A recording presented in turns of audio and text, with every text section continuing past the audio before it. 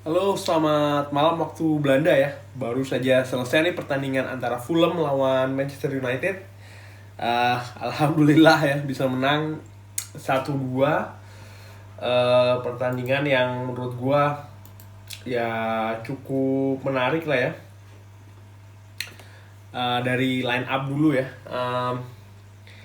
Ya seperti yang diduga, walaupun sebenarnya seperti yang gua ulas sedikit di preview, yang gue harapkan sih sebenarnya Bruno Fernandes diistirahatkan, tapi justru sama Ole Gunnar di gaspol ya, diberikan tempat dari menit awal sampai menit 90 plus plus ya, baru diganti sama Nemanja Matic.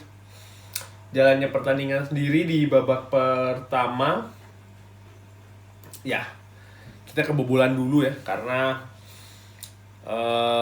debatable sih ya. Ada yang bilang Pogba kalau gue pribadi sih gue ngeliat Pogba false ya, artinya dia nggak kompak sama belakang, ngeliat false alarm, offside alarm, yang dia sendiri yang ngirai offside ternyata tidak.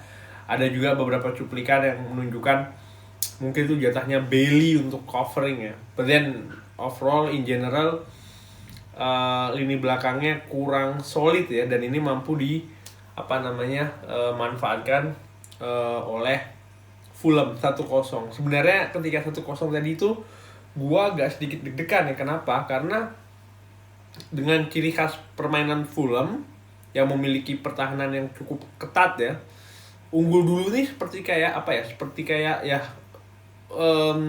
keuntungan buat mereka. 1-0, mereka tinggal sit back, taruh pemain sebanyak-banyaknya di belakang ya. Manchester United di babak pertama kalau gua ngeliat sih, setelah tertinggal cepat ya, reaksinya cepat, langsung bermain ofensif, mengambil kendali, sekalipun juga Fulham masih sering melakukan counter-counter berbahaya ya. Manchester United kalau yang gua lihat, menurut ini ya, subjektif gua, agak susah nembus pertahanan Fulham, terutama dari bagian tengah ya. Inilah kenapa di babak pertama itu yang gua catat, Manchester United banyak sekali melakukan crossing ya, dari kanan maupun dari kiri ya.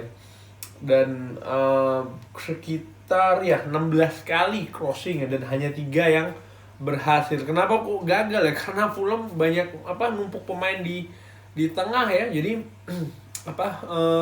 sulit pemain-pemain United ini, sekalipun memasang Cavani di depan ya, untuk bisa menang bola atas tersebut ya.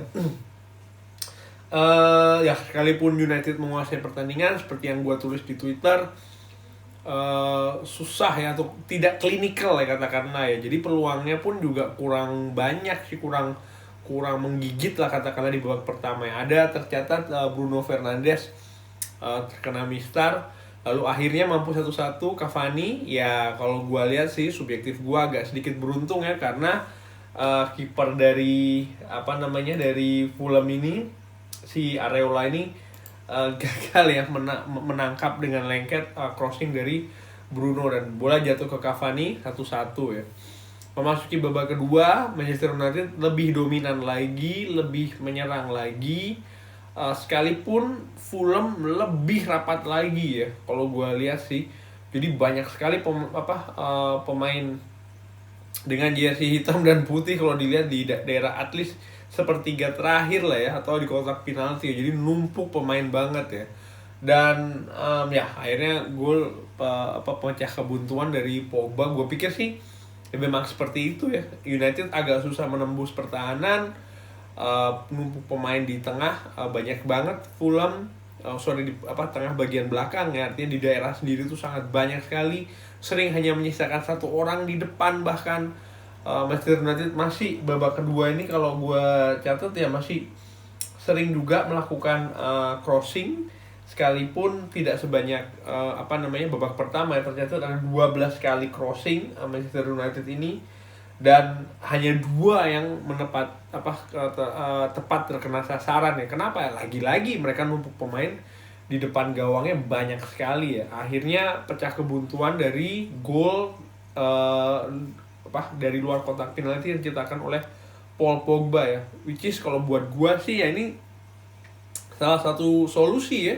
Sebenarnya Manchester United pun sering mencoba melakukan shoots ya. Kalau gua catatan di sini ya lumayan, sekitar sekitar 2 kali lah kalau dicatat ya di babak kedua ini. Atau kalau secara total Manchester United itu melakukan tendangan dari luar gawang, dari luar box kotak penalti itu sekitar 5 kali ya.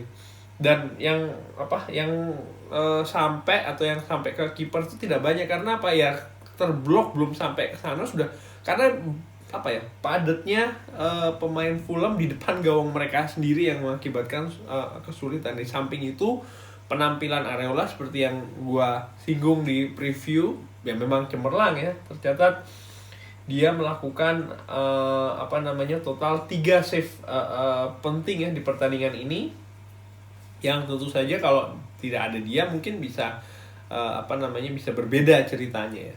Tapi Fulham pun juga berbahaya serangannya ya, berkali-kali terutama di akhir-akhir babak kedua ya, cukup membuat deg-degan ya.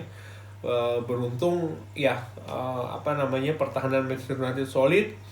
David De Gea juga bermain cukup baik, dan tidak lupa dinaungi keberuntungan. Kenapa gue bilang begitu ya? Tadi di menit terakhir itu si Mitrovic ketika sundulannya terkena Eric Bailly itu kalau nggak beruntung itu pasti bolanya sudah geser masuk ke gawang sendiri ya. Semua udah mati langkah, itu sudah benar-benar itu sudah tinggal tos-tosan aja ya.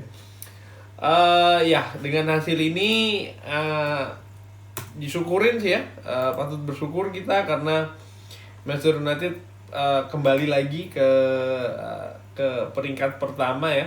Sekalipun ya sangat gue sayangkan sih pertandingan sebelumnya Aston Villa yang berjuang dengan gigih ya sampai dengan menit ke 70 sekian kalau nggak salah, akhirnya harus kalah dari Manchester City dengan skor 2-0 ya.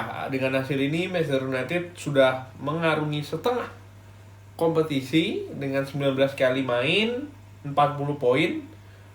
Peringkat pertama, Manchester City peringkat kedua 18 kali bermain, masih ada satu sisa lagi 38 poin ya. Jadi kalau Manchester City di pertandingan ke-19 ini menang, maka akan mengambil alih posisi Manchester United dan bisa mengklaim ya sebagai juara paruh musim. Selain Manchester City, Leicester sudah mengarungi 19 pertandingan juga dengan poin 38.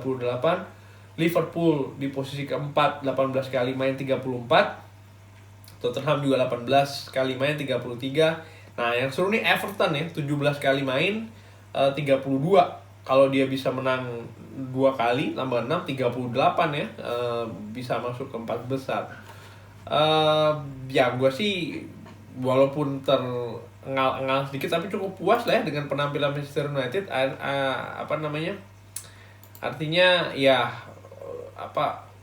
memang yang dihadapi itu bukan tim gampang juga sih ya. Fulham ini juga dalam tren yang naik, dan mereka pun seperti yang gue ulas sedikit di preview tidak pernah kebobolan 2 gol semenjak bulan November tahun lalu ya. Dan mereka juga tidak pernah kalah di kandang setelah mereka leading duluan. Nah, jadi ini suatu prestasi sih buat Manchester United, mematahkan beberapa rekor. Dan sekali lagi Manchester United masih menjadi yang fenomenal yang terbaik ya, selama away setahun lebih di liga belum pernah kalah ya. Gua nih sambil ngintip pertandingan selanjutnya, Manchester United ini akan menghadapi Sheffield itu di minggu depan tanggal 27 ya. Lalu untuk Manchester City sendiri di pertandingan selanjutnya mereka akan menghadapi West Brom di pertandingan ke-19-nya di kandang West Brom ya, 1 hari sebelum Manchester United melawan Sheffield. Semoga tidak menang. Oke, terima kasih sudah menyaksikan review singkat pertandingan antara Fulham melawan Manchester United.